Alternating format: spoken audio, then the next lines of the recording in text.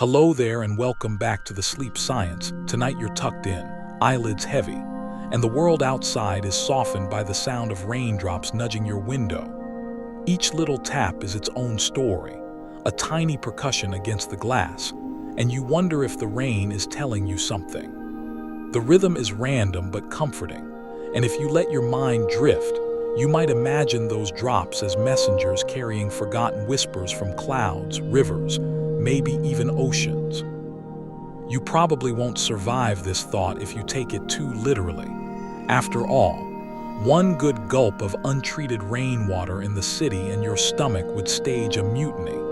But let's not get distracted. So, before you get comfortable, take a moment to like the video and subscribe, but only if you genuinely enjoy what I do here. And since we're settling in for quite a journey, I'd love to know where you're tuning in from and what time it is there. Post your location and your local hour down in the comments. It's fun to see the map light up with night owls and early risers alike.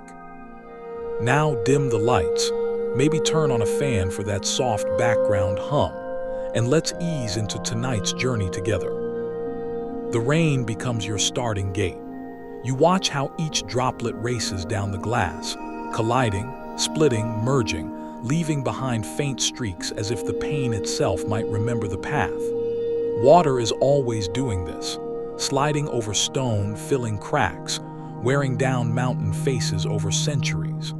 The Grand Canyon is one of its oldest signatures, carved by the Colorado River's steady handwriting. A historian might tell you that the river has been etching that text for some 6 million years. And still, the chisel of flowing water hasn't run out of patience. But patience is only part of the mystery. You let your mind drift to a quirkier thought.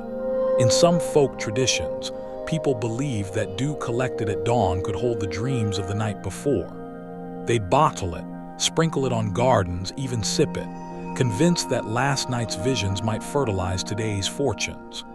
Whether or not anyone actually dreamed in sync with their morning grass is still up for debate, but the image is charming, tiny droplets catching fragments of sleep. Scientists, of course, argue about far more grounded details. Historians still argue whether the first rain-harvesting jars found in the Indus Valley were mostly ritual or practical, storage for dry season thirst, or sacred vessels catching celestial blessings. Both explanations might be true, which is often how water works. It's always practical, always mystical. You lean closer to the window, nose almost touching the glass. A drop pauses near the top edge, quivers with indecision, then finally tips into motion. The path it chooses seems random, but after watching enough, you begin to suspect there's a kind of hidden preference. Maybe the glass remembers where past drops have run, invisible trails guiding the next generation. It's silly, but isn't it also possible? The science of surfaces has a whole field for this: wetting and contact angles. Engineers play with it to make self-cleaning windows and hydrophobic fabrics. They know water has rules, but the patterns aren't always obvious. Your eye follows one streak that zigzags, then somehow links with another as though they were long-lost siblings finding each other in gravity's quiet matchmaking.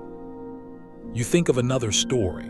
In the early 20th century, Russian scientists noted that water frozen in thin films created hexagonal crystals with repeating patterns. Those patterns, once thawed, seemed to remember the freezing process, refreezing faster the second time. Some argued it was just leftover microstructure, not memory, but the language of memory is hard to resist. Ice, after all, is like water pausing to take a snapshot of itself. Your reflection in the glass starts to blur as more droplets connect their paths. You look like a watercolor painting smudged by too many brushstrokes. And maybe you laugh softly, because if water does remember, then your window tonight is full of you, half-formed, distorted, but strangely recognizable. Of course, the skeptical voice in your head mutters that water isn't conscious, it's just molecules obeying physics. But another voice, the one softened by raindrop rhythm, suggests that memory doesn't have to mean consciousness. Maybe memory can exist in structure, in subtle bonds, in frozen moments that influence what comes next. You listen closer, counting drops until the sound blurs into a lull. In that haze, the thought occurs. You are mostly water yourself. Your body is a collection of rainstorms gathered into skin. And if rain can streak across a window and leave faint marks, what traces do you carry inside you, silent but permanent? You sit there with the rain still whispering on the glass, and the thought lingers. You are basically a walking water balloon, only much more elegant, though admittedly less fun at summer picnics.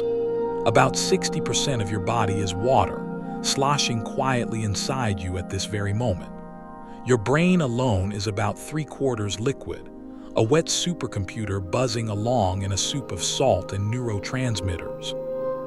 Without that water cushion, your neurons wouldn't fire right, and your thoughts would fizzle like a dying sparkler. It's strange when you consider that the stuff keeping your memories intact is the same substance splashing in puddles outside.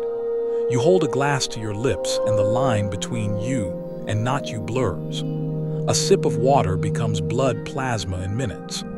Water is constantly auditioning for roles inside your body: coolant, courier, cushion, cleaner. It's like the most overworked and underappreciated stagehand in a Broadway play. Historically, people have always known they're mostly water, even if they didn't phrase it that way. Ancient Greek physicians under Hippocrates talked about humors in the body: blood, phlegm, black bile, yellow bile. Phlegm, they believed, was the watery essence that determined if you were calm or sluggish. Too much of it, and you'd be a couch potato centuries before couches were invented. Today, of course, we roll our eyes at humoral theory, but it was their way of describing how liquid runs the show. A quirky tidbit: some medieval texts suggested that moonlight could stir the watery parts of the body and cause madness. The word lunacy literally comes from luna, the moon. So if you've ever blamed a restless night on a full moon, you're in a long tradition of watery logic. Whether there's truth in it is still debated. Historians still argue whether monks wrote those ideas out of observation or pure superstition. Back in your body, you notice how water is organized. It's not just sloshing aimlessly. Inside your cells, water molecules form ordered layers around proteins and DNA. They shift and align like dancers circling a maypole, their tiny charges pulling and tugging in rhythm. Some researchers call this structured water, hinting that these arrangements could influence how cells talk to each other. Imagine your body's water as a quiet audience clapping in subtle, molecular applause every time your neurons fire. You think of athletes being told to hydrate. It's not just about sweat, it's about electrical conductivity. Your thoughts literally rely on water to carry ions, to pass signals like tiny telegrams. If water has a memory, you wonder, does it remember the paths of those signals? Does it trace where joy, sadness, and boredom ran through your brain earlier today? The skeptics will roll their eyes here, reminding you that water molecules rearrange themselves every trillionth of a second. The bonds break and reform so fast that memory, in the traditional sense, seems impossible. It's like asking a mayfly to keep a diary.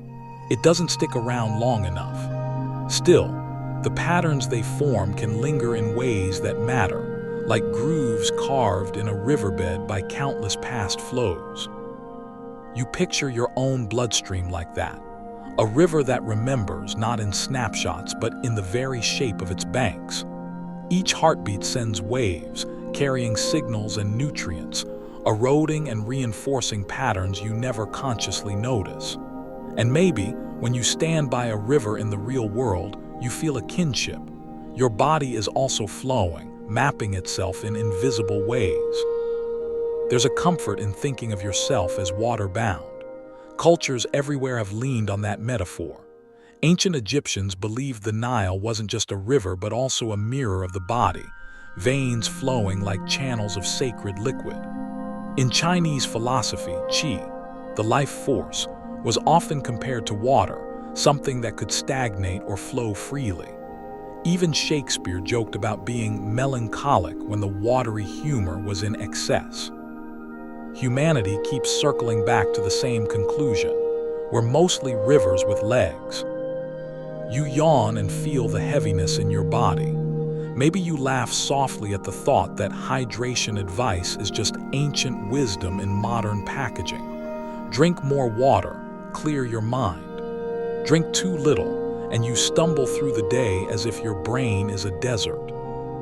The question that lingers: if water is this central to you, could it carry a trace of who you are? A fingerprint made not of whorls on your skin, but of subtle arrangements inside each cell. Maybe not in a conscious sense, but when you think about it long enough, you begin to feel as though every glass you've ever sipped has joined a quiet chorus inside you. Your eyelids flutter. Outside, the rain has slowed to a drizzle. Inside, you are reminded.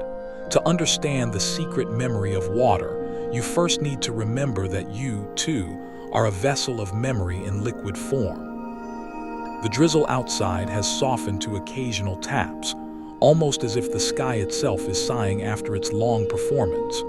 You tilt your head and imagine zooming down to the tiniest scale, where water is no longer a droplet racing on glass but a simple molecule. Two hydrogens clinging to one oxygen, a little bent triangle of atoms. At this level, everything feels sharp and geometric, and the ordinary sip from your glass suddenly becomes a dance of angles. That bend, about 104.5 degrees, isn't random. It's what gives water its peculiar personality. If it were straight, if the hydrogens dangled opposite each other, water would behave more like carbon dioxide, a boring gas drifting around with little interest in sticking together. But that tiny bend makes one side of the molecule slightly negative, the other slightly positive, like a lopsided magnet. Suddenly, water molecules can't resist one another. They link up, form fleeting handshakes, pull apart and rejoin, a molecular version of speed dating. Historically, chemists marveled at how this simple geometry explains so much. Why ice floats, for example. Back in 1611, Johannes Kepler, yes, the same Kepler who charted planetary orbits, wrote a treatise on snowflakes. He wondered why they were always six-sided, never five, never seven. He didn't have modern chemistry, but he suspected nature had some hidden preference. Centuries later, scientists confirmed he was right. Water's bent geometry naturally leads to hexagonal crystal patterns. Kepler, in his own poetic way, was reading the geometry of memory in frost. A quirky tidbit slides in. Did you know some Victorian-era naturalists believed snowflakes were messages from angels? They thought each intricate shape was a coded script from the heavens. Imagine keeping a snowflake journal, convinced it might spell out cosmic secrets. Sadly, most flakes melt faster than you can transcribe "Dear human, wash your socks." Historians still argue whether this belief was widespread or just a fanciful notion passed around parlors, but it lingers as a charming possibility. You focus back on the geometry itself. These hexagonal lattices in ice are like scaffolding for memory, a kind of crystalline filing system. Each molecule bonds in a pattern, and those patterns repeat into infinity. The fascinating part: even when ice melts, traces of that ordering can influence how the liquid water behaves. Some researchers suggest these clusters might persist long enough to matter tiny echoes of structure in an otherwise chaotic soup. Skeptics argue the clusters are too transient, vanishing before they could carry meaning. Yet the possibility tickles your brain. Could water's secret memory lie in these fleeting geometries, like chalk sketches quickly washed off but still faintly staining the blackboard? You picture yourself swimming in a pool. The water feels uniform, just wetness all around. But in truth, at that molecular level, it's a shifting quilt of hexagons forming, breaking, reforming. If you could shrink small enough, you'd drift through honeycombs that appear and collapse like breathing architecture. For a moment, you think, maybe that's what memory is, something that doesn't need to last forever, but lasts long enough to leave an influence. The skeptics are clear. Memory, in the human sense, requires storage and retrieval. Water, they argue, just doesn't have the stable structures for it. But another side says, maybe memory doesn't always need permanence. After all, you forget most of your dreams within minutes of waking, yet those fleeting images can change your mood for a whole day. And so the raindrop at your window, which seemed so random earlier, now feels like part of a grander geometry. It's not just rolling downward. It's obeying invisible angles, bonds, and pulls that have been shaping water's behavior since Earth first cooled.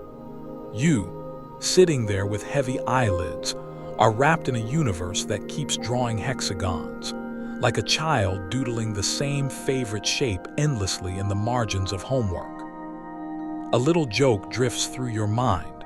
If water is always making hexagons, maybe it just desperately wanted to be a beekeeper. But instead of honey, it leaves us with snow. Your body stirs, a reminder that you too are full of this geometry. The layers of water around your DNA don't freeze into snowflakes, but they follow rules, alignments, tendencies.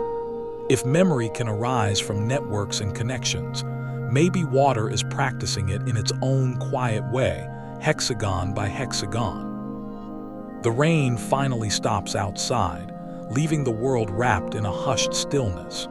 You imagine every droplet that fell tonight freezing in place, a trillion tiny snowflakes carrying six-sided signatures.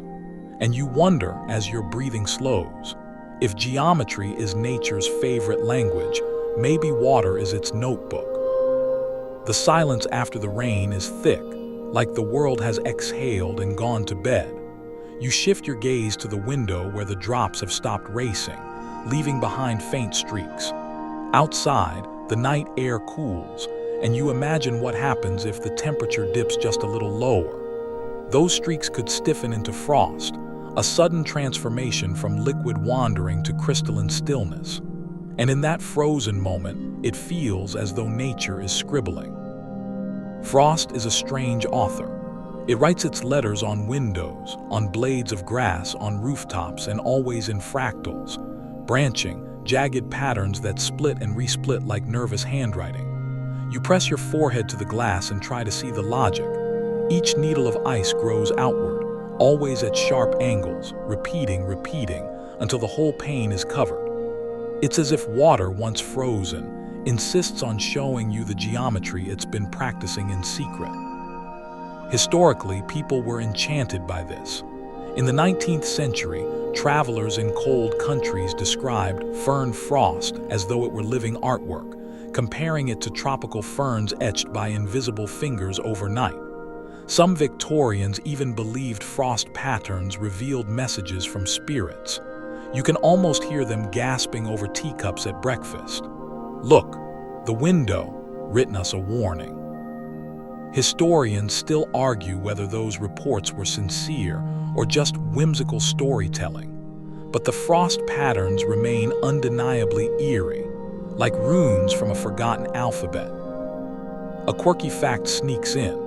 In Siberia, villagers used to scrape frost from windows and taste it, claiming it carried the memory of the night's dreams.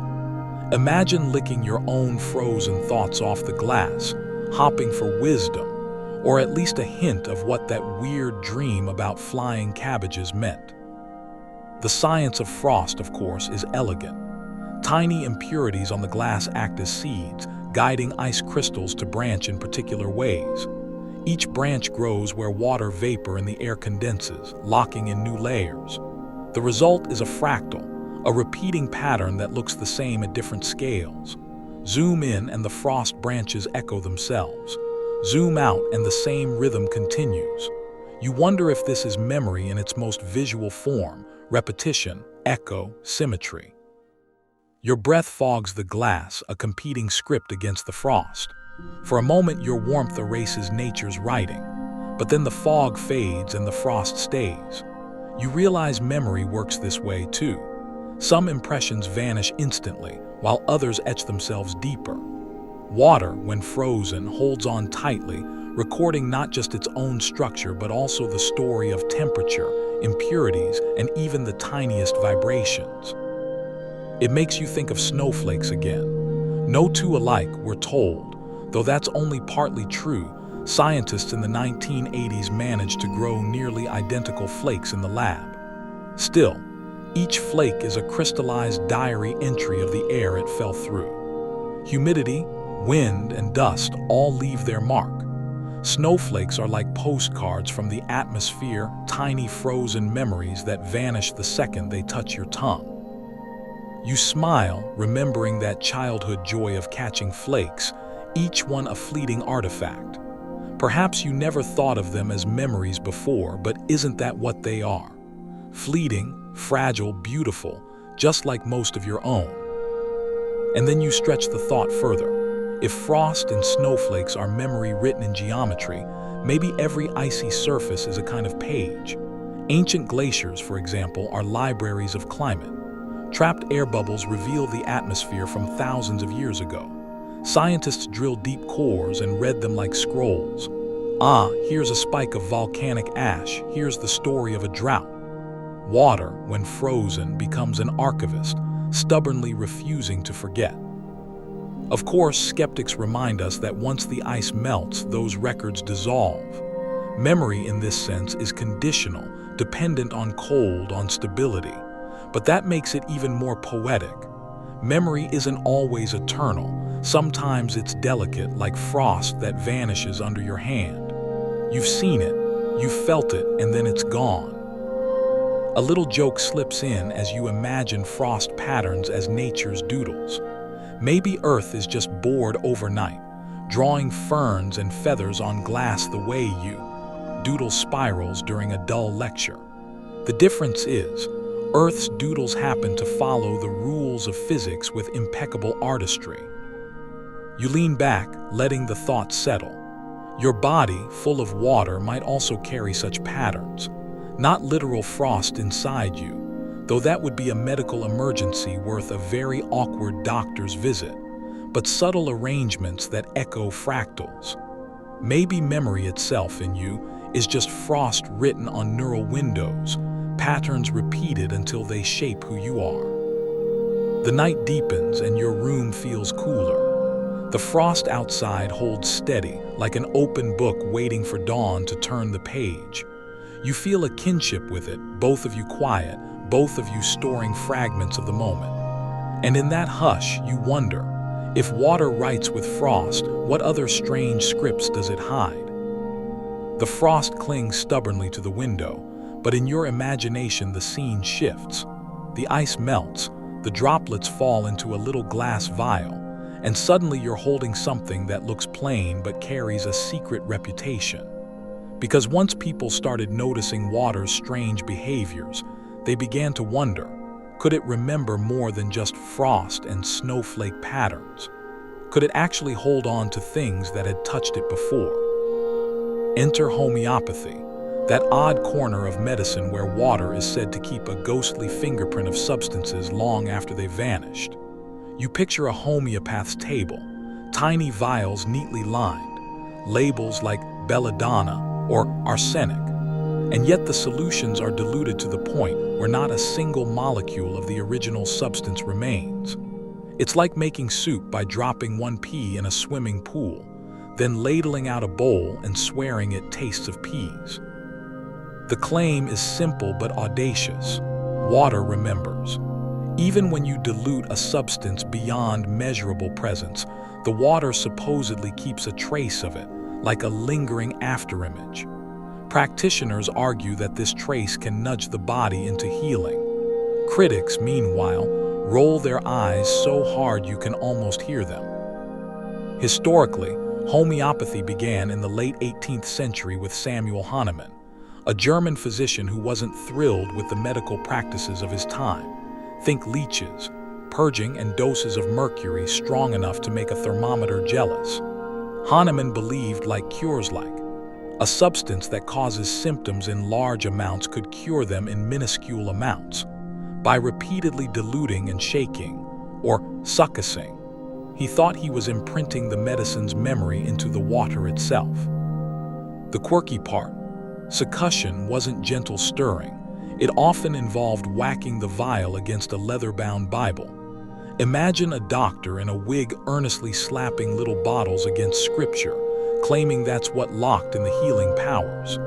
Some homeopaths today still recommend potentizing remedies by giving them a firm tap. Its scientific ritual meets percussion therapy. The debate, of course, rages on. Historians still argue whether Hahnemann genuinely believed water stored memory or whether he thought of it more metaphorically. But his followers leaned into the literal. They spoke of water as a kind of invisible notepad, where molecules jotted down everything they'd met. You swirl the idea in your mind like liquid in a glass. If this were true, every drop of water you drink might carry ghosts of the past. Dinosaurs stomping through puddles, medieval farmers washing their hands, ancient oceans sloshing against continents. It's both enchanting and unsettling. Skeptics counter with chemistry. Water molecules rearrange billions of times per second. Any memory should vanish in the blink of an eye. The dilution, they argue, is so extreme that homeopathic remedies are often indistinguishable from plain water. The healing, then, must come from belief, the placebo effect, which is powerful in its own right. After all, your brain can rally your immune system just because it expects to. Yet the persistence of homeopathy is itself a kind of memory. Millions of people across centuries keep returning to it, swearing by its effects. Even royals have dabbled in it. The British royal family historically employed homeopaths alongside conventional doctors. Whether it's science or story, the tradition lingers like a song stuck in cultural memory. You smile at the absurdity but also the charm. The idea that water carries a whisper of what it touched is poetic, even if unprovable. It makes every glass feel like an archive, every sip a communion with history. And maybe you chuckle, thinking of your morning coffee. If water really keeps memory, then yours must be traumatized by years of instant granules dissolving into it. No wonder it sometimes tastes bitter. It's holding a grudge. You stretch and feel the weight of your own body's water again. Whether or not vials on a shelf hold memories, you can't deny that inside you, liquid carries stories. Ions, electrolytes, hormones, each one shifting pathways, leaving traces. Perhaps the appeal of homeopathy isn't just about medicine, but about the comforting idea that nothing is ever truly gone. That even when the molecules themselves vanish, some invisible memory remains. The frost outside your window has begun to fade as the night air warms. Drops reappear, streaking slowly downward, and you find yourself wondering, if water can remember substances, could it also remember feelings? The stage is set for stranger claims still to come, and you're not sure if you're skeptical or secretly hopeful. The vial in your imagination shimmers faintly, as though reluctant to give up its secrets, and suddenly you're pulled forward to Paris, 1988, into the center of a stormy scientific spectacle.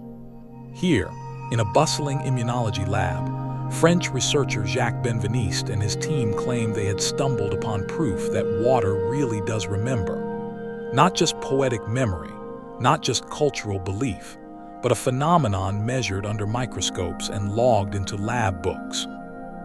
Benveniste's work focused on white blood cells, those microscopic soldiers patrolling your bloodstream.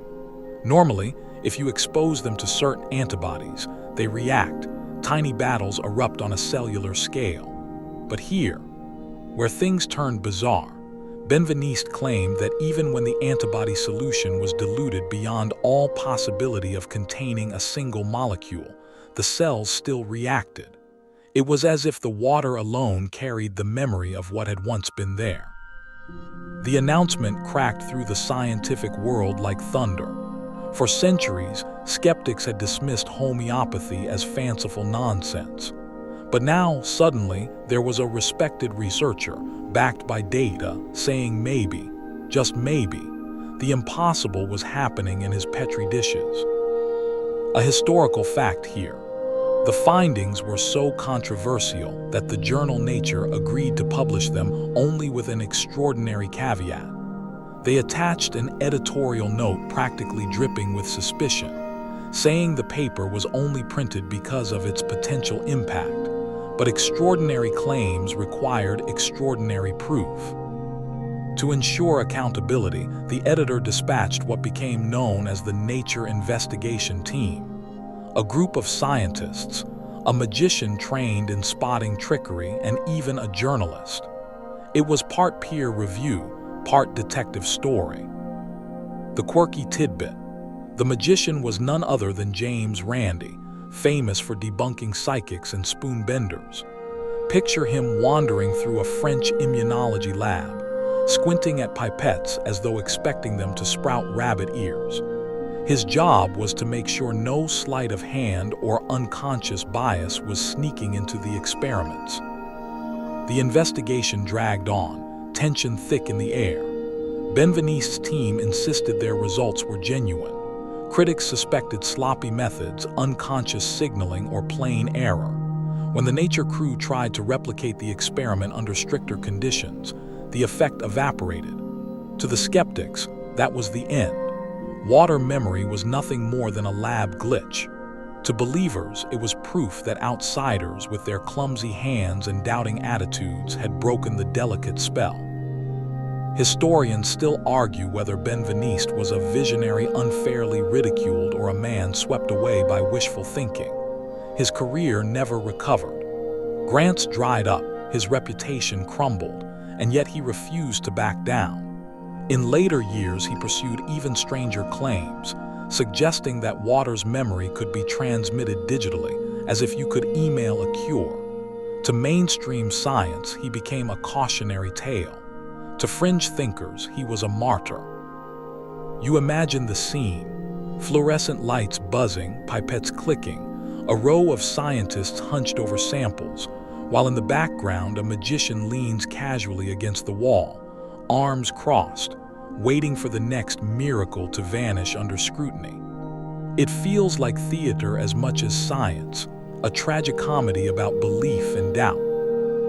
For you, sitting in the quiet of your room, it's strangely comforting. Not because the results held, but because someone was willing to test them so boldly.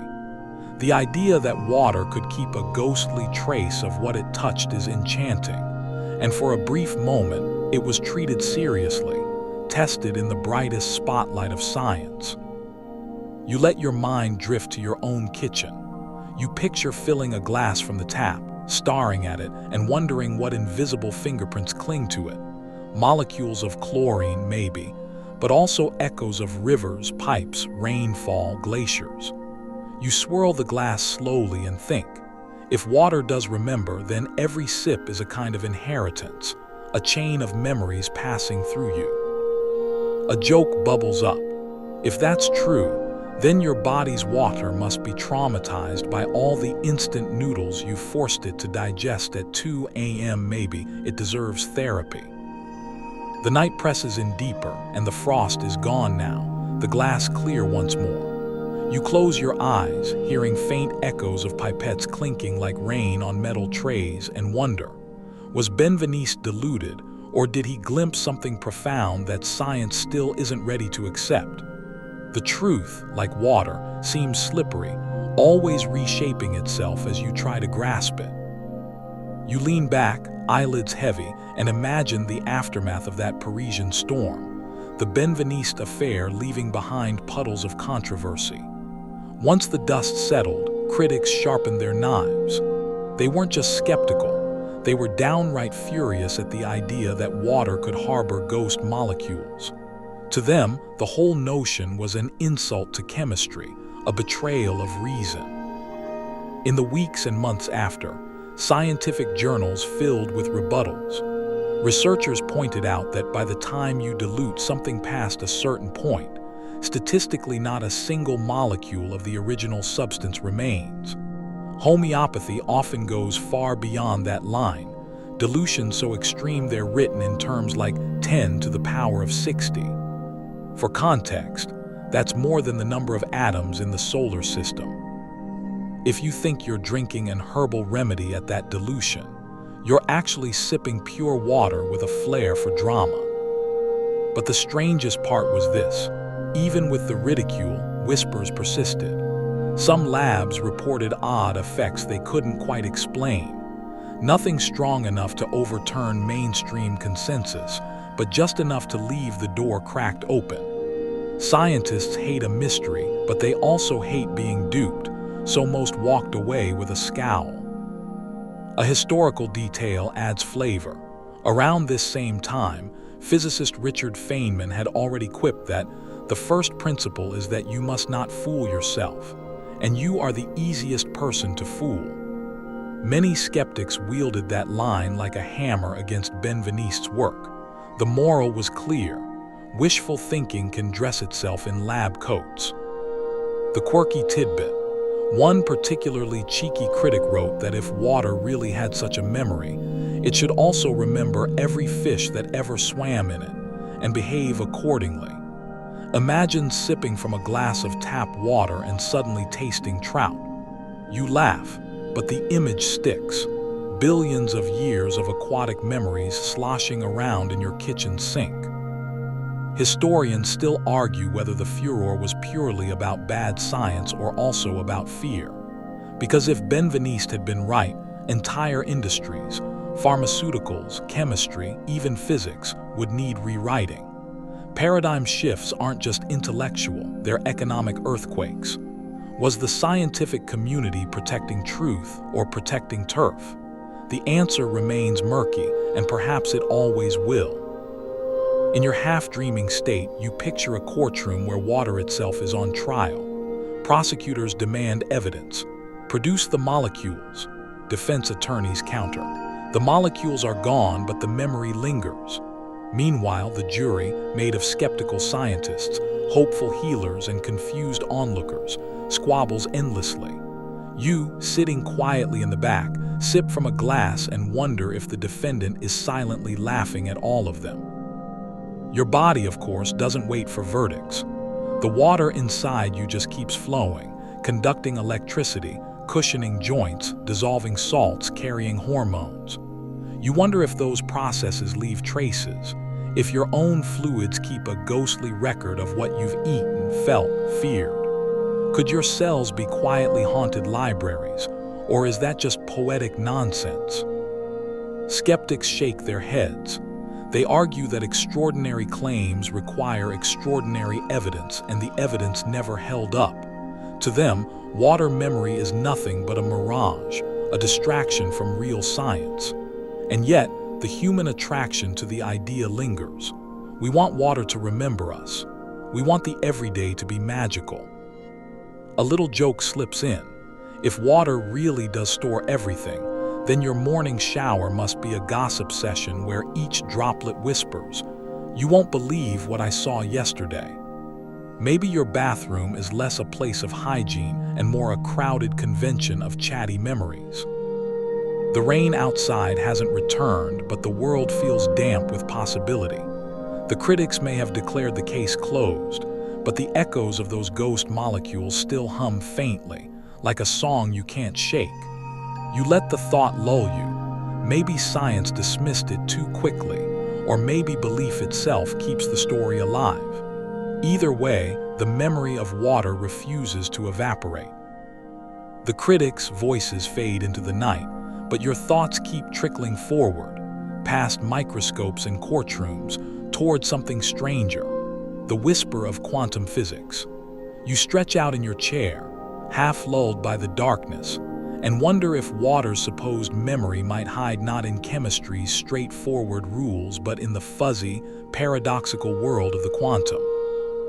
At this scale, molecules aren't neat billiard balls clinking together. They're clouds of probability, shimmering with uncertainty. Electrons don't orbit like tiny planets. They swirl like smeared-out possibilities. And in this shimmering, some researchers have speculated water might find a way to record. Quantum theory is notorious for sounding like science fiction. There's entanglement, where two particles become so deeply linked that a change in one instantly affects the other, even if they're galaxies apart. There's superposition, where a particle can hover in two states at once until observed. If these rules apply to the bonds inside water molecules, could they create patterns, tiny quantum fingerprints, that linger? Historically, the early 20th century was bursting with these paradoxes. Niels Bohr and Albert Einstein sparred over whether God plays dice with the universe. Einstein hated the randomness, while Bohr embraced it. Their debates shaped physics, and somewhere in the background, water molecules kept sloshing quietly, obeying laws neither man fully grasped. Historians still argue whether Einstein's resistance slowed quantum theory's acceptance or kept it from collapsing into unchecked mysticism. A quirky tidbit: in the 1990s, Italian physicist Giuliano Preparata suggested that water molecules could organize into coherent domains, regions where quantum effects let them act almost like a single entity.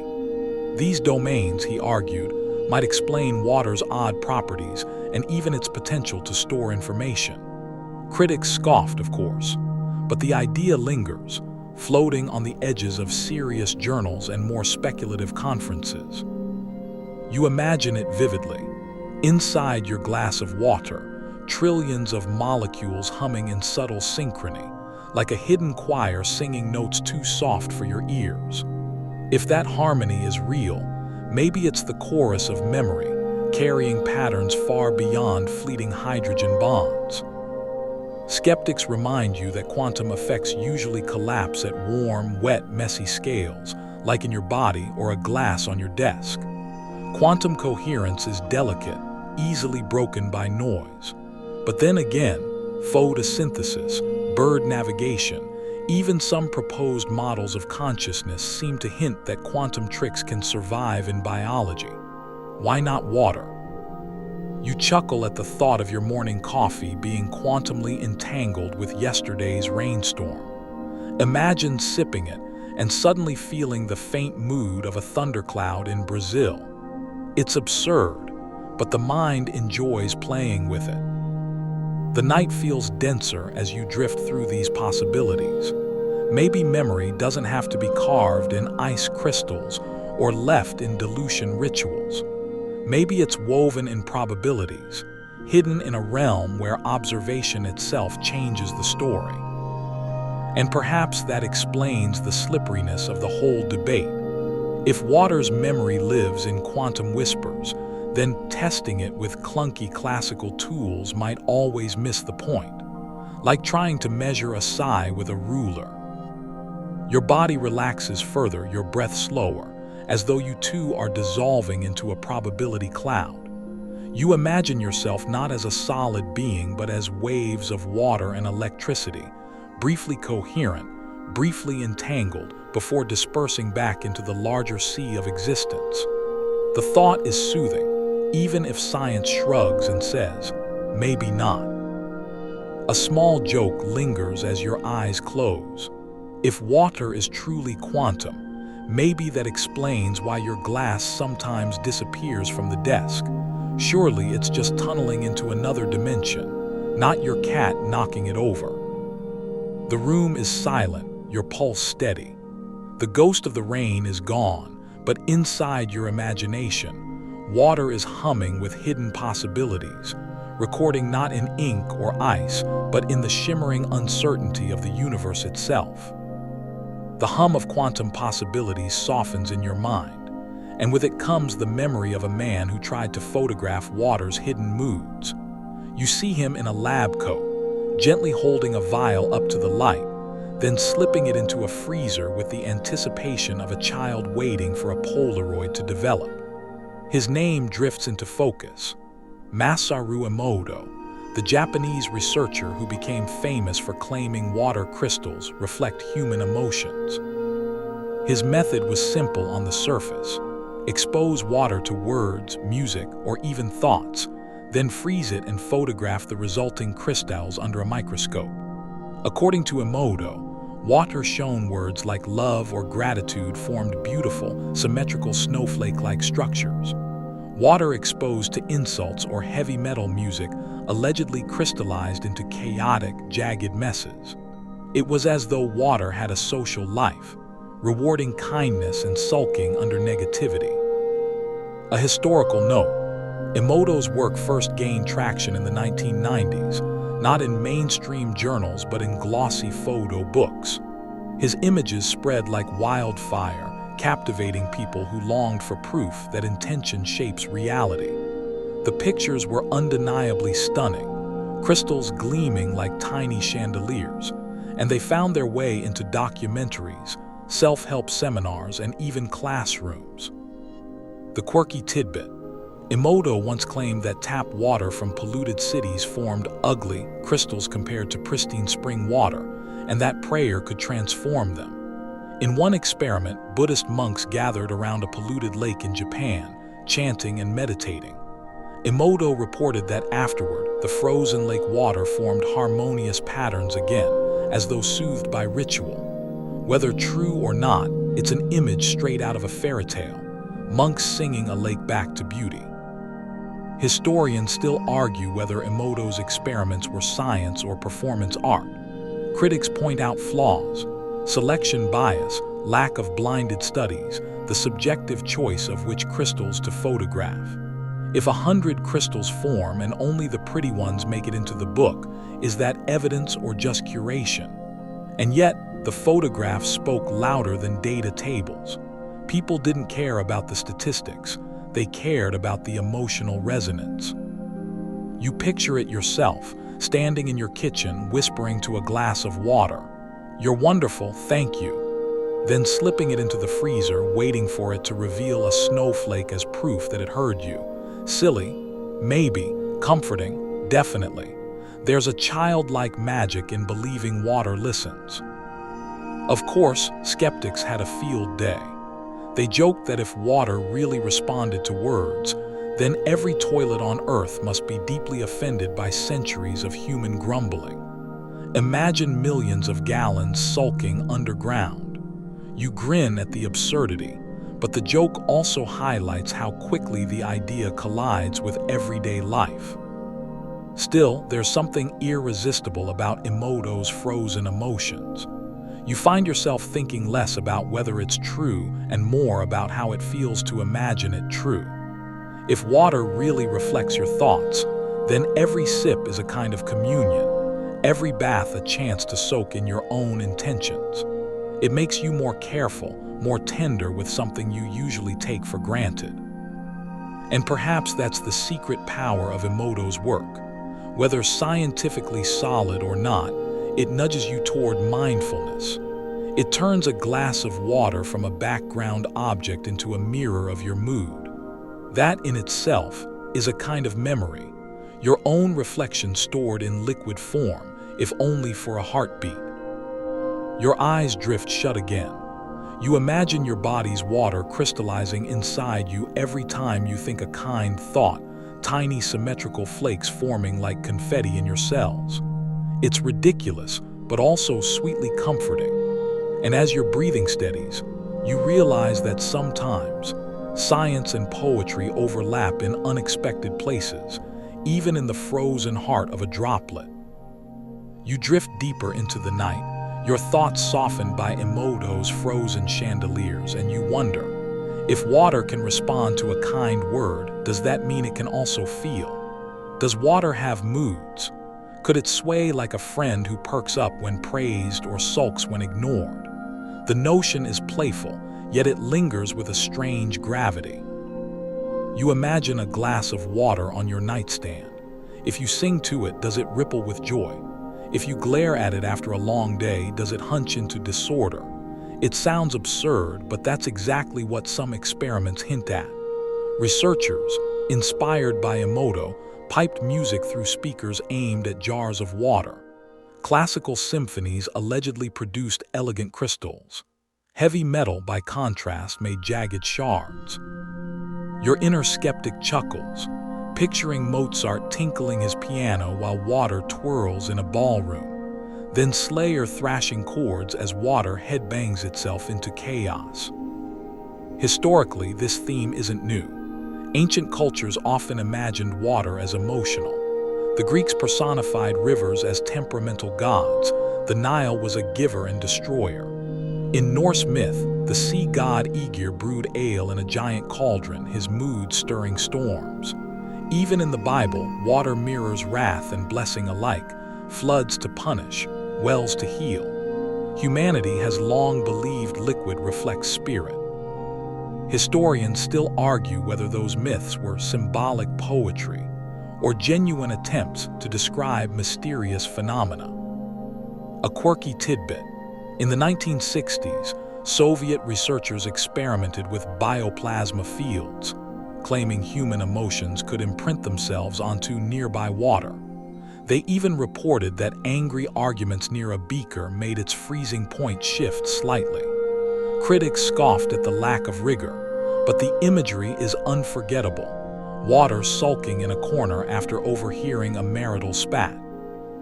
Your body listens as you sip from your own inner reservoir. Could your bloodstream, carrying all that watery cargo, echo your moods?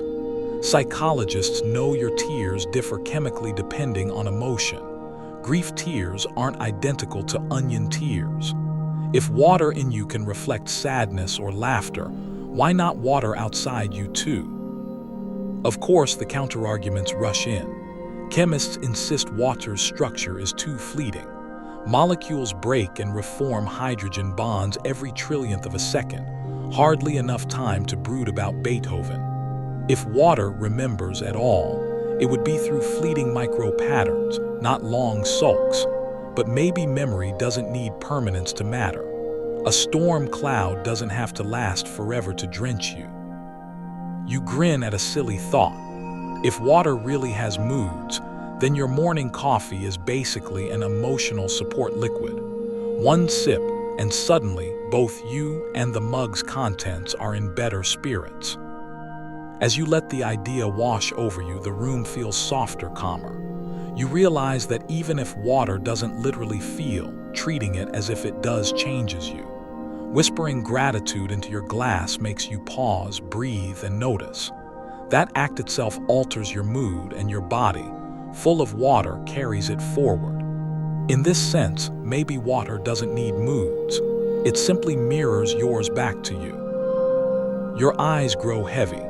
Outside, the silence is almost liquid itself, still and thick. The thought lingers. Perhaps water doesn't just flow through the world. Perhaps it also flows through emotions, amplifying them like a secret current. Whether that's physics or poetry, you don't mind. You're already floating in the idea, buoyed gently by the possibility that every drop around you might be listening. The idea of moody water lingers in your head like a ripple that won't quite fade. But as your imagination drifts, the scene sharpens into a bright laboratory, where the hum of machines replaces the hush of night. Here, scientists with steady hands and skeptical frowns set up their glassware, determined to find out whether any of this supposed magic holds up under fluorescent lights. On one side of the debate, you picture enthusiastic experimenters inspired by Emoto, Benveniste, and homeopathy, pipetting carefully, whispering intentions, playing music near their beakers. On the other side, grim skeptics in white coats mutter, "If water remembers, prove it." They demand double-blind protocols, controls, repeatability, the scientific holy trinity. Historically, this divide has been sharp. In 2001, a French research group tried to replicate Benveniste's results using automated cell counters. Sometimes they saw odd effects, sometimes not. The inconsistency only fueled arguments. Were they glimpsing a fragile phenomenon or just noise? The larger scientific community shrugged, filing it under probably nonsense. Historians still argue whether such experiments were crushed by bias or simply collapsed under their own shaky methods. And then there are the fringes. A quirky tidbit. In the early 2000s, a British scientist built a contraption he called the aqua resonator, a device allegedly capable of programming water with specific frequencies: love, calm, energy, like downloading emotions onto a hard drive. He claimed Olympic athletes drank it for better performance. Critics called it expensive bottled placebo. Still, the machine sold units, proving that the dream of programmable water has an undeniable pull. You sip from your own glass and wonder, could these experiments fail because scientists treat water like an inert object? What if, like a shy performer, water doesn't show its tricks under harsh lights and skeptical eyes? It's a thought both fanciful and frustrating. Science demands consistency, but what if memory, if it exists, is capricious, fleeting, conditional? Skeptics counter firmly. If something can't be repeated reliably, it isn't science. End of story. They argue water memory is a house built on anecdotes and wishful thinking. They joke that the only thing water reliably remembers is to turn into ice when it gets cold. Still, the human hunger for meaning keeps scientists poking at the mystery. You picture labs where graduate students secretly hum to their samples, just in case. They might never publish it, but curiosity whispers louder than ridicule. After all, if even a glimmer of truth lies in these claims, the implications would be vast. Medicine, physics, even psychology rewritten around liquid memory. Your own body hums in agreement. The water inside you is conducting impulses as you think these thoughts, firing neurons that only exist because ions dance through aqueous channels. Isn't that, in its own way, water remembering? Each thought you've ever had has been etched into pathways shaped by liquid conductivity. You chuckle softly at the irony. Maybe scientists looking for water's memory in beakers and vials are missing the obvious. The proof is already inside them, inside you, in every sip you've ever taken. Without water, there would be no memory at all. A little joke slips in. Perhaps water only remembers the juicy gossip, the equations, the lab notes, the skeptics' demands, all too boring. But an argument shouted in a lab, a whispered love letter into a glass, that maybe water finds worth storing. The lab lights in your mind fade. You return to the quiet of your room, where your own glass sits untouched, reflecting faint moonlight. You realize the debate between lab and woo isn't just about evidence. It's about the stories people want to believe. Water as ordinary chemistry, or water as mystical archivist. Either way, the argument itself seems proof that water has gotten under our skin, making us project memory onto it whether it deserves it or not. Your breathing deepens and the room feels gentler, quieter.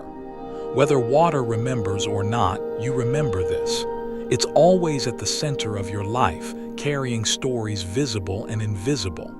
And tonight, the story continues to flow. The lab lights fade into memory and you're carried elsewhere. Outdoors now, in the open air of a spring that has been bubbling for centuries.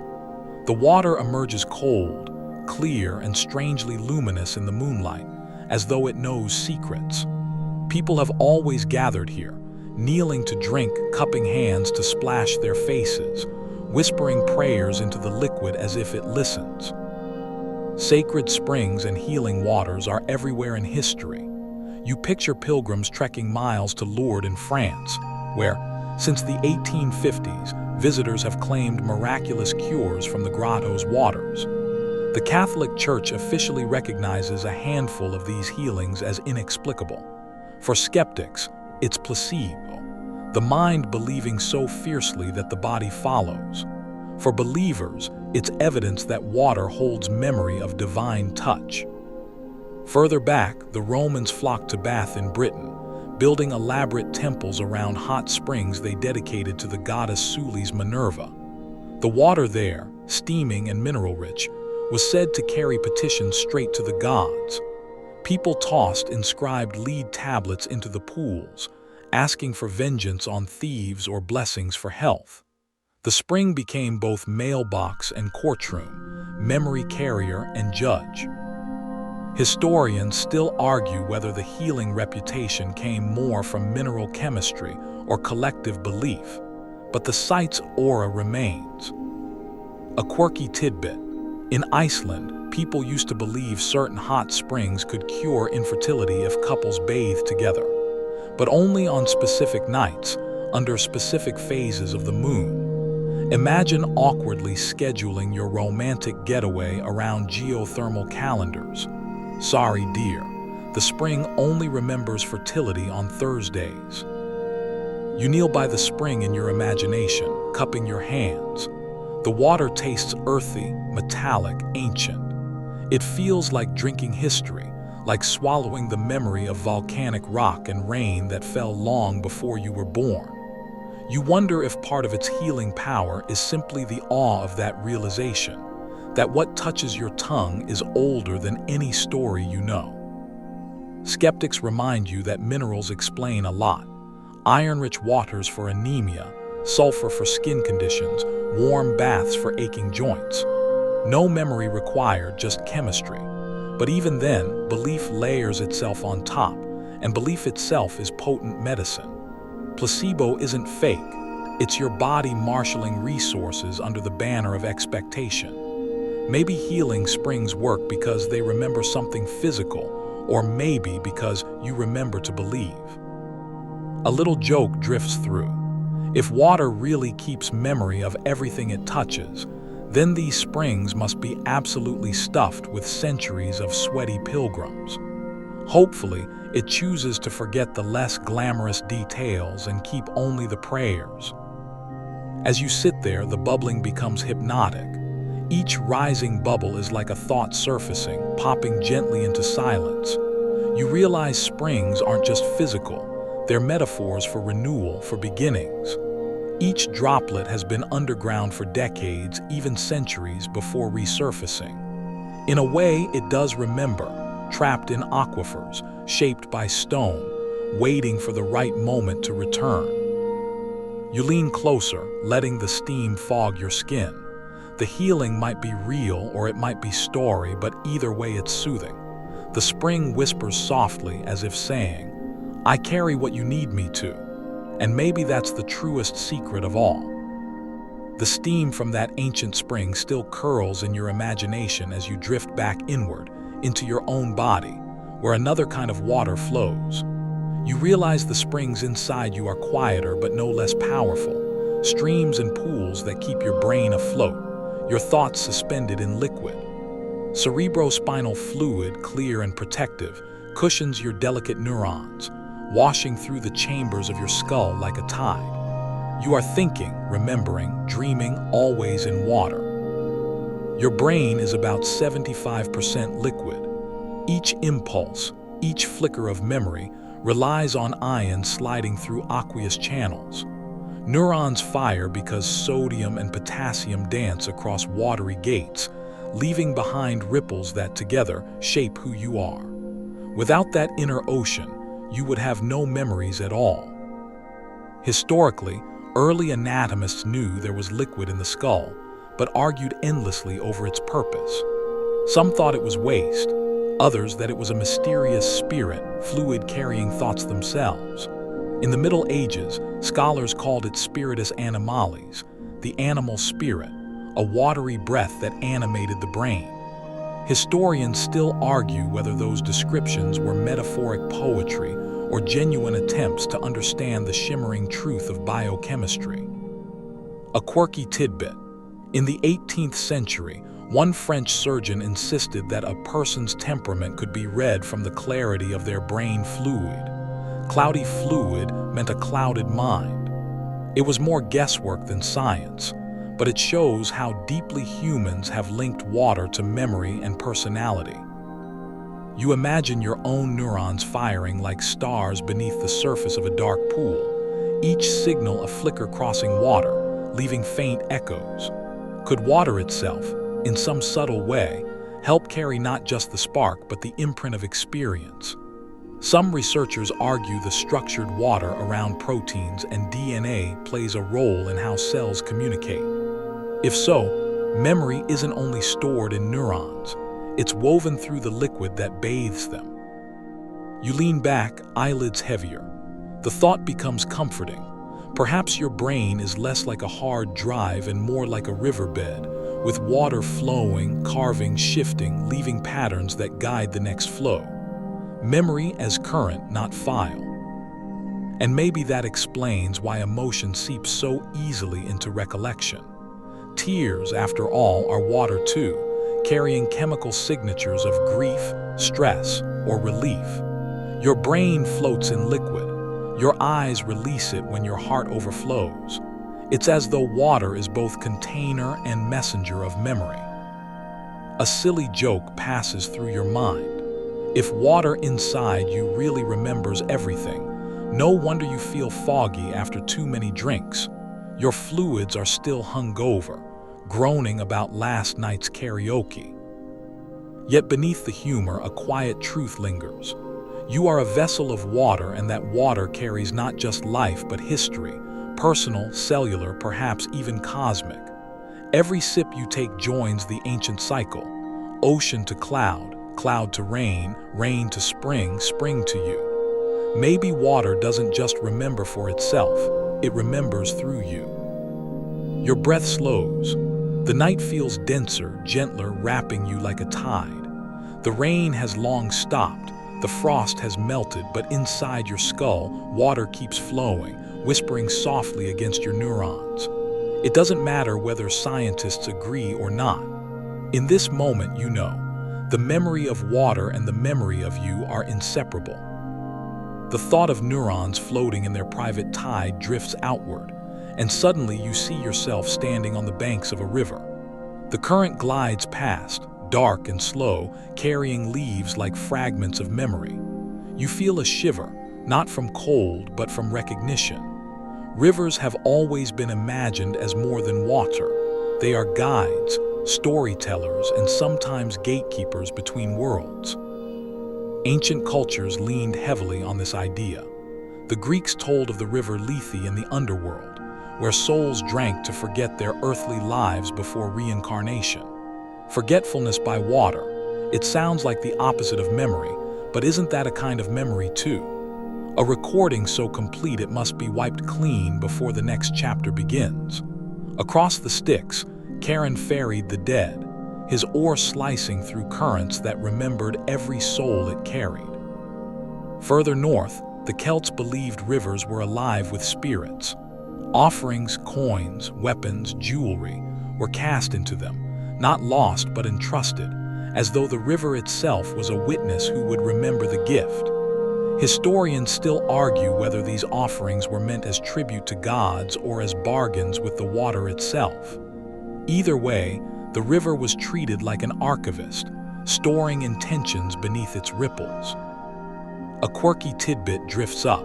In some Slavic folklore, people warned that drowning victims might become ruzelki, restless water spirits who lingered in rivers, tugging at passers-by. It was said the river remembered their anger and carried it forward, punishing the living. Creepy, yes, but also another reminder of water as a keeper of stories too heavy to dissolve. You kneel at the river's edge in your imagination, fingers trailing through the surface. The water feels cool and strangely purposeful, like it knows exactly where it's going. Every bend and meander is a memory of past floods, past rocks, past centuries of flow. Rivers, after all, carve valleys by repetition. Their memories aren't conscious, but they shape landscapes permanently. And you realize your own body mirrors this. Blood flows like a river through veins, finding paths carved by generations of ancestry. Just as the Nile remembers its floodplains, your veins remember the architecture of your DNA. Both you and the river are maps of past flows. Skeptics would argue that rivers don't remember, they simply obey gravity and geology. But perhaps memory doesn't have to mean awareness. Maybe memory is simply persistence. A path that stays carved, a habit that repeats, a story etched into the banks. A little joke drifts by. If rivers really hold memory, then the Mississippi must be exhausted from centuries of steamboats, blues songs, and catfish gossip. No wonder it looks muddy. It's overworked. You sit quietly, watching moonlight shimmer on the surface. The river slides forward, yet somehow stays the same, both new and old in every moment. And you realize this is what memory feels like in you too, flowing forward, carrying fresh impressions, but always shaped by the channel carved long before. The night around you deepens, and the river keeps whispering, carrying its unbroken story toward an unseen sea. You feel small beside it, but also comforted. If water remembers its path, then perhaps you too are never really lost. You're simply following the current of your own story, one that flows on even as you drift into dreams.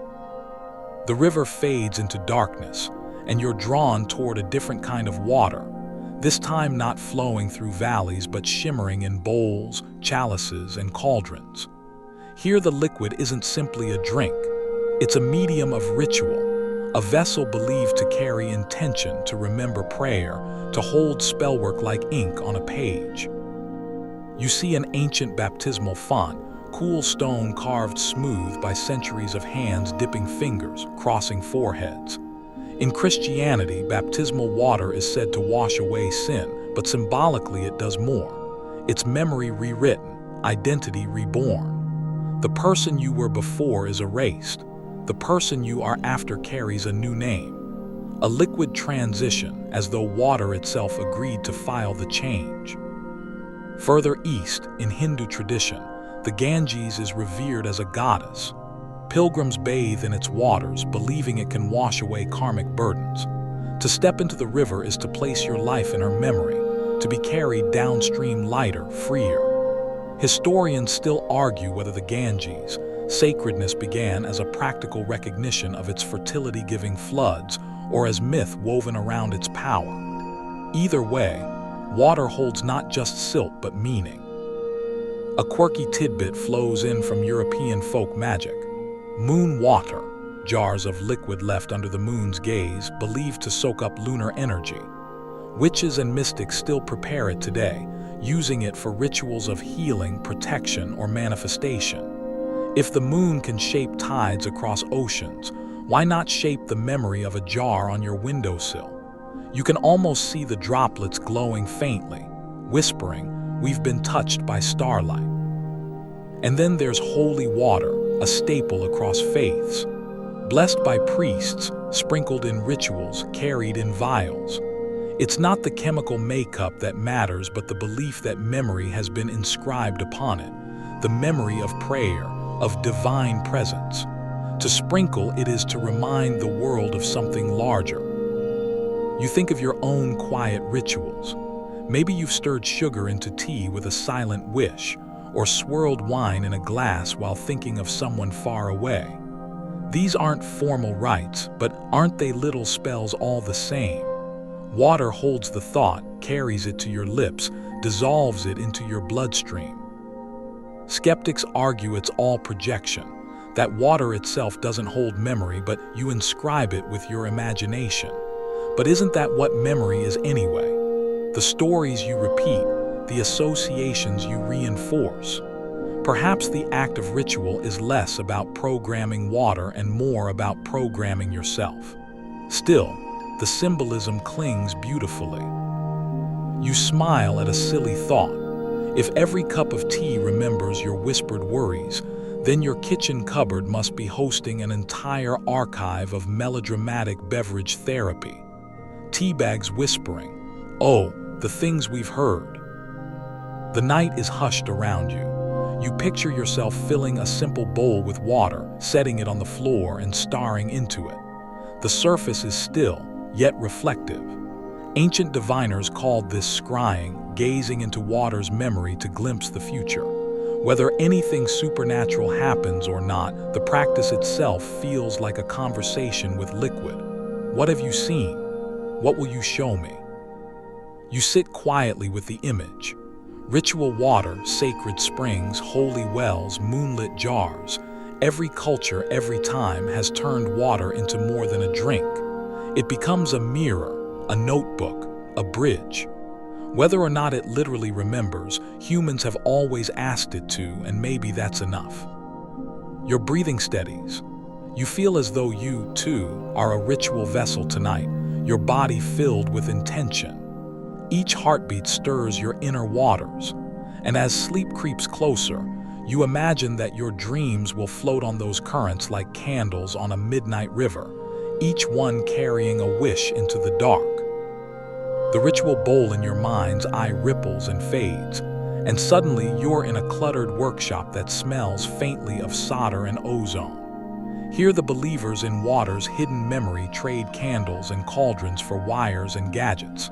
The shelves are lined with strange machines, some sleek and futuristic, others resembling toasters that went through spiritual awakening. Each of them is said to speak to water.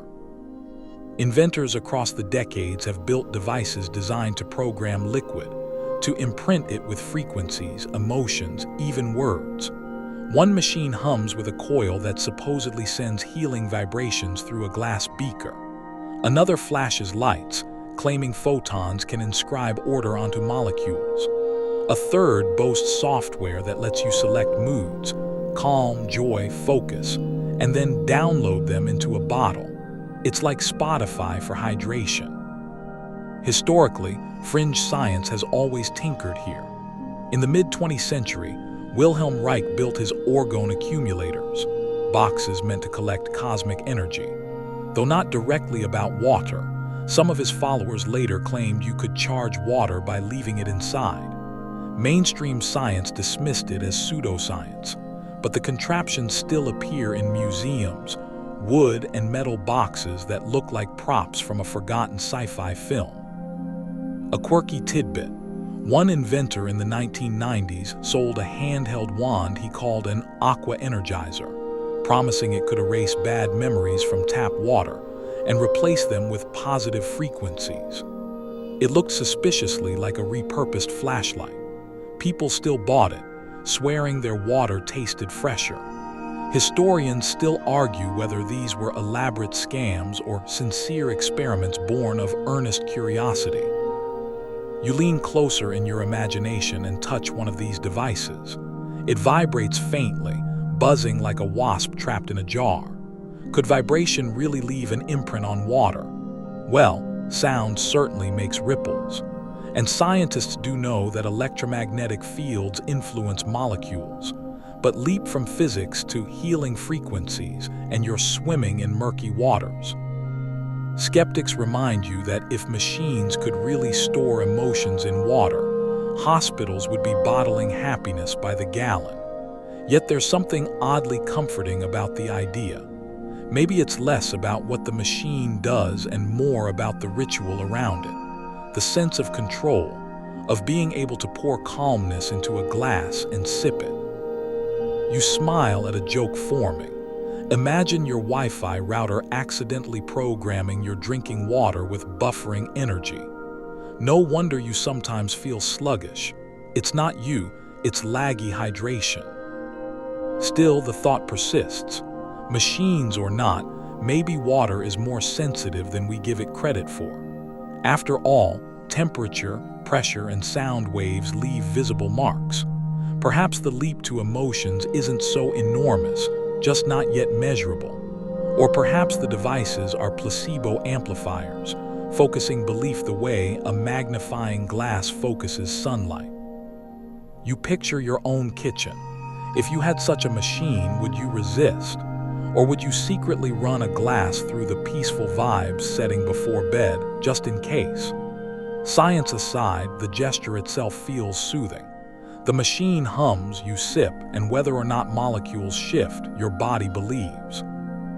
The workshop fades into quiet again. The machines sit humming softly, their lights blinking in rhythm. They're strange, yes, but they're also part of the long story. Humans trying to coax memory into water, whether through prayers, rituals, or circuitry. It's our way of asking the liquid around us to be more than liquid, to be companion, archivist, healer. Your eyelids dip lower, heavy now. The night feels like one of those machines itself, humming, programming your dreams with calm frequencies. You let yourself drift, half amused, half enchanted, wondering if your glass of water by the bed is quietly recording the song of your slowing breath.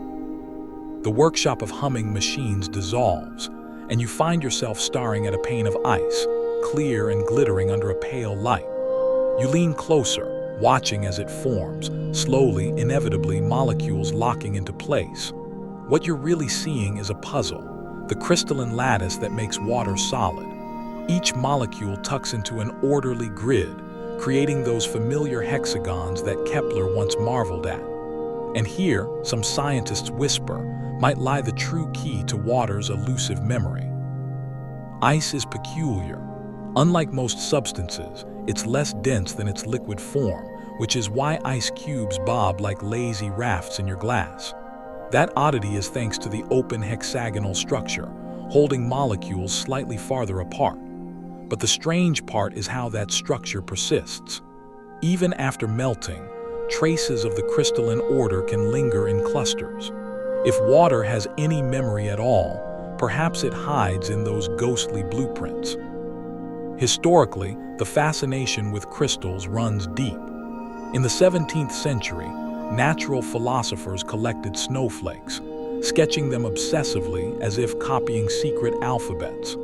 Later, in the 19th century, scientists discovered that salts and minerals always crystallize in consistent patterns, leading to crystallography, the very science that would eventually decode DNA's spiral ladder.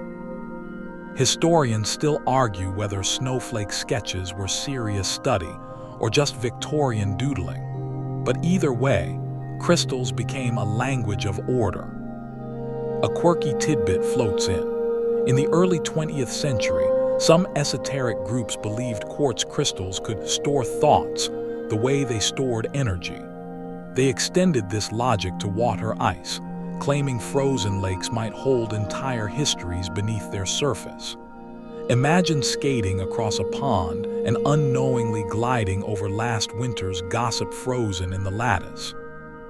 You lean closer to the ice in your mind's vision. The lattice spreads outward like a honeycomb, repeating and repeating. Memory, you think, doesn't have to be conscious. It can simply be pattern persistence. If every freeze leaves a faint preference for the next freeze, then ice is like a student, practicing the same strokes until they become habit. Skeptics, of course, argue that these clusters are too unstable. Any memory dissolves in trillionths of a second, far too fleeting to matter. But maybe memory doesn't require permanence. Maybe it's like your own short-term recollections. Fragile, often lost, but still powerful enough to shape what comes next. You smile at a playful thought. If water's memory really hides in crystals, then your freezer is basically a library. Those ice trays aren't just cubes for cocktails, they're shelves of frozen notes. Hopefully, your ice remembers the good wine parties and forgets the times you used it for bruises. Your body, full of water, seems to echo this crystalline logic. Proteins and DNA are surrounded by layers of bound water, molecules held in semi-structured formations. Could those structures act like micro-ice, storing faint patterns that guide biochemical reactions? It's speculative but intriguing. Memory as geometry, not just electricity. The ice pane in your vision sparkles. You breathe slower, steadier, watching as cracks spiderweb across it, fractals branching like neurons, like rivers, like frost on the window you saw earlier. Everywhere you look, repetition, echo, persistence. Perhaps memory isn't hidden at all. Perhaps it's just this, patterns repeating, influencing the next pattern.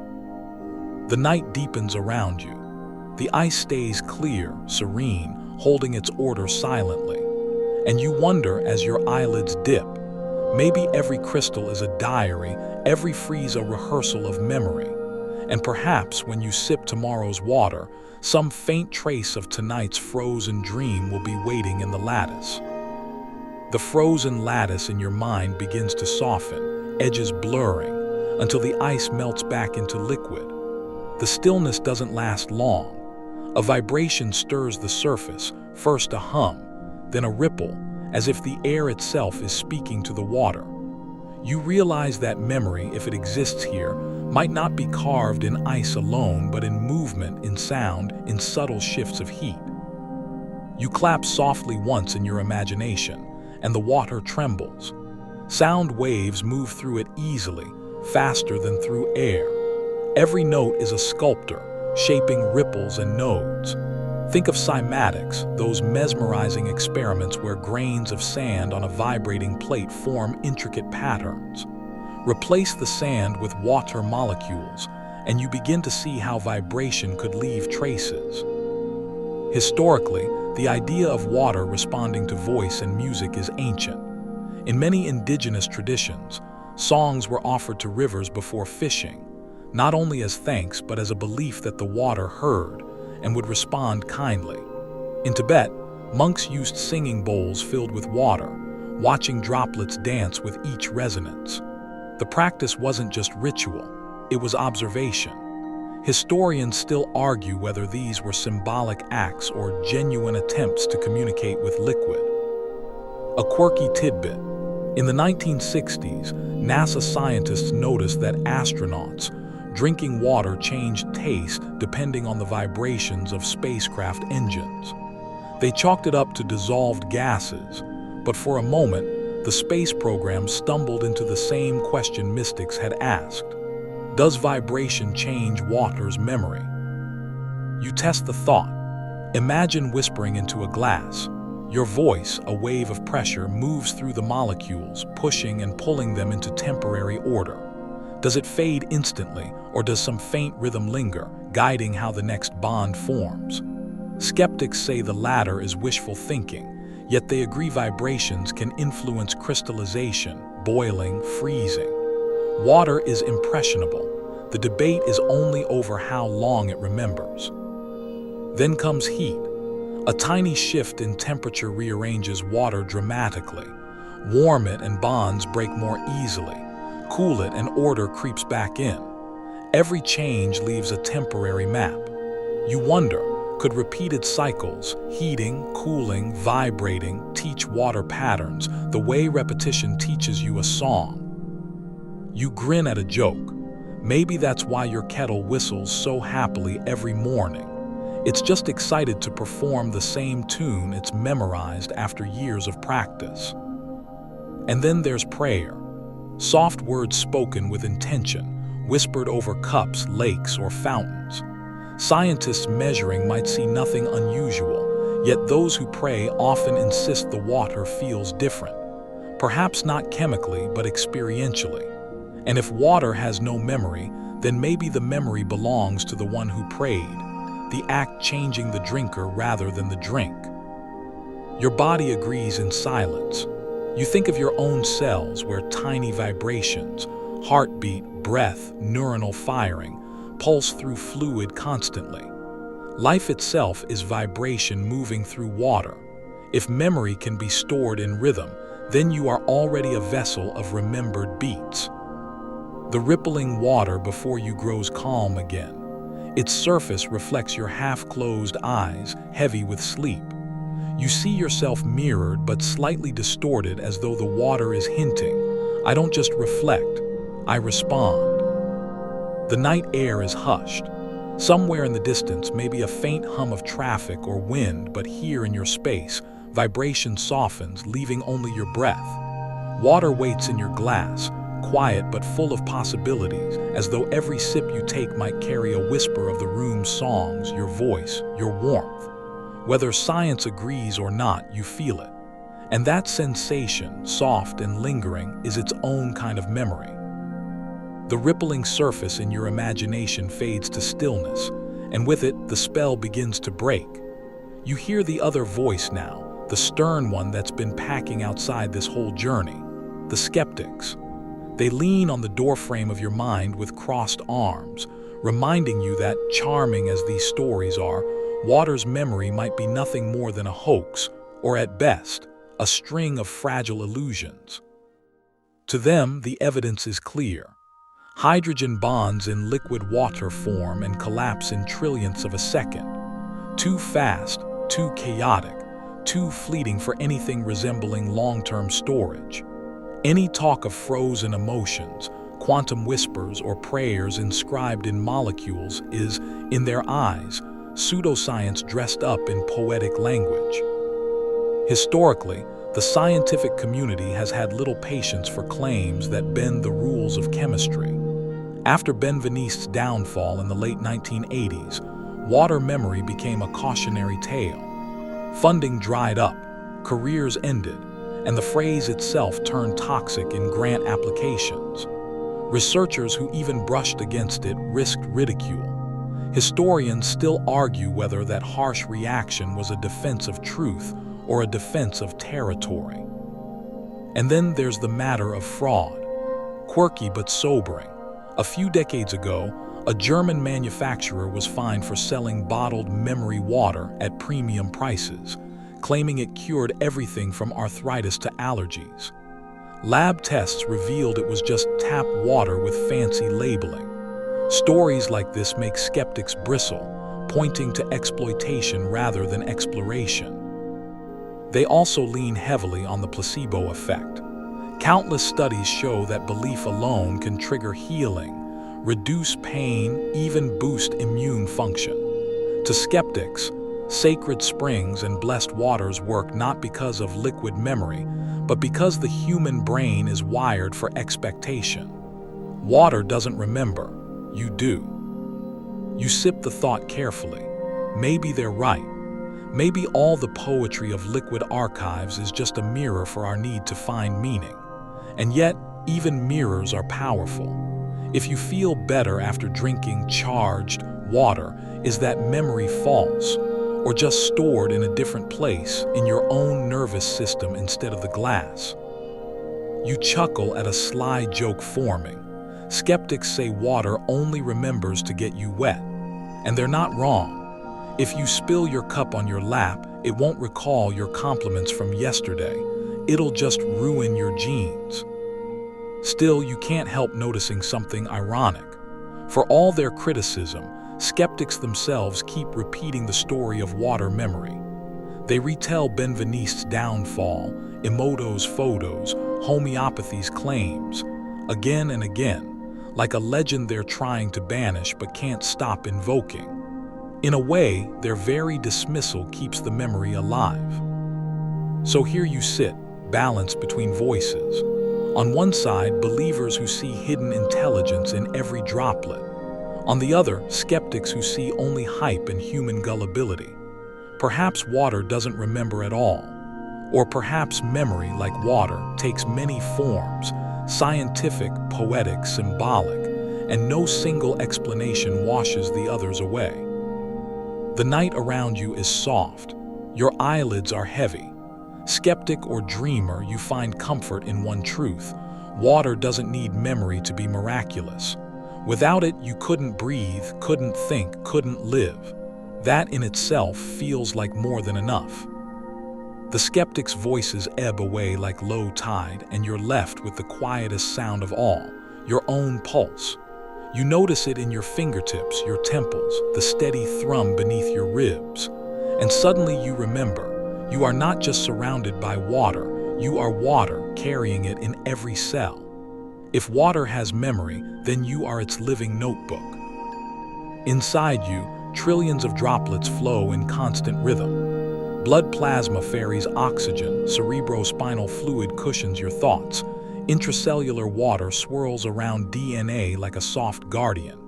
Each beat of your heart reshuffles the liquid library. Every breath shifts its chemistry. And though science might argue that these molecules forget themselves in trillionths of a second, you sense something more. a continuity, a whisper of persistence that makes you you. Historically, even early physicians suspected this. Galen in ancient Rome described bodily fluids as the seat of temperament, your watery balance shaping mood and memory alike. Crude, yes, but not entirely wrong. Modern neuroscience confirms that without water, your neurons couldn't fire, your memories couldn't stick. Historians still argue whether Galen's humors were superstition or primitive insight, but either way, water was always central. A quirky tidbit. In the 19th century, some spiritualists believed the brain's water content acted like photographic film, imprinting every experience. Death, they claimed, released this fluid, spilling a lifetime of images into the ether. It sounds absurd, yet strangely poetic, a final flood of memories flowing back into the greater ocean. You stretch your imagination further. If water carries traces of what it touches, then the liquid inside you is ancient. Every molecule you carry has been part of clouds, rivers, glaciers, oceans, dinosaurs, forests, and storms. Your body is an anthology of Earth's history, recycled endlessly. Perhaps your cells hum with memories far older than your own. Skeptics would wave this off as metaphor, but does that make it less powerful? Your memories, too, are patterns in molecules, fleeting yet persistent enough to shape your story. Maybe water doesn't need to remember in the mystical sense. It just needs to keep moving, keep carving, keep flowing. That persistence is memory enough. You chuckle softly at a thought. If water in your body really remembers everything, it probably wishes you drink fewer sodas and more plain glasses of it. Oh great, your bloodstream mutters. Another cola, just what I needed, sticky nostalgia. The night around you is silent, yet your body is never still. Water is shifting in every cell, orchestrating chemistry, carrying signals, weaving memory into thought. Whether or not scientists can prove its secret archives, you feel them. In the hush of your heartbeat, in the calm of your breath, in the weight of your eyelids closing. Your glass sits nearby, reflecting the faintest glint of moonlight. Maybe it's just ordinary water, or maybe it listens. Either way, when you sip it tomorrow, it will become you, folding into your inner sea, joining the endless conversation already flowing inside. And as sleep rises to meet you, one truth lingers like a gentle tide. Water may or may not remember, but it ensures that you can.